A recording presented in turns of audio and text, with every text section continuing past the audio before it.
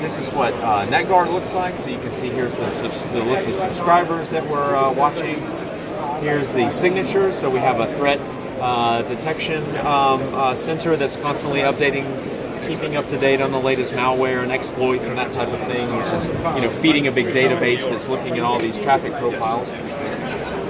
And then the dashboard, which gives you kind of an overall top-level view of my entire network and the problems on my network from 30 days, 24 hours, and real time. So now if I show what this looks like in action, so now in this window, I'm going to become the hacker in this window, and I'm going to, I've taken over.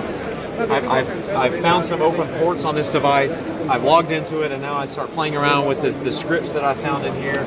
And I find out there's a script I can run that then moves the seat in the car. So if you look, I just ran a command that's moving the seat there. I can do it again. So I just issued a command that's. Do you know what the command is? There, I issued a command, and now it's moving the seat of the car. So I've hacked into the car, which is a bad situation by itself. But now it gets worse, because now what I might do is I might start a denial of service attack. So this is a common thing that's done with IoT devices, where a hacker takes it over, uses its bandwidth, maximum bandwidth, to flood a website for the purpose of taking down that website. So I'm now using the full 4G or whatever the bandwidth of that car is to now attack this website.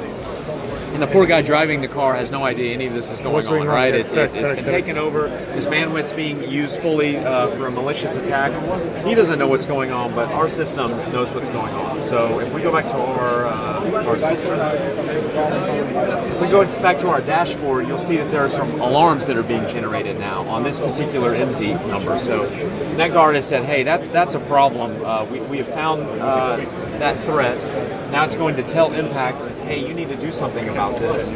So if we go back to Impact, and if we go into the details of this device, you're going to see now it says NES infected. It added the service tag, which then we're going to have a policy that says if you have that tag, now take this a list of steps. This is all going to be programmed so this all happens without any user interaction.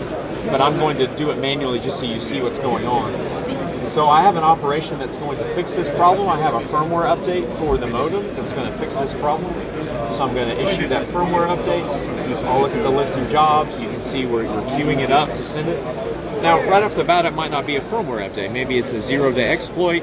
You don't know what's going on, but you just see an unusual traffic pattern. So you can do other things. You can reboot the router. You can turn off just the user plane of traffic, but maintain the control plane.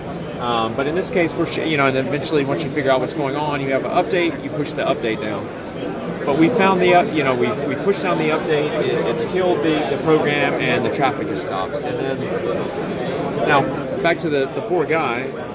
So I'm getting an email that shows, hey, you have a problem with your device. Because back to the guy that was driving the car, to fix the problem in this case, we stopped the user plane traffic, which is service affecting. So he might have kids in the back seat that, hey, Dad, why did my video stop playing? At least he has an email that says, hey, we found a security problem with your car. We're taking action on it, and we'll get back to you when the problem's fixed. So the operator has a whole view of what's going on in the network, and then if you choose, that can filter down to the users to say, hey, here's what's going on with your devices. So that's our security solution. Perfect.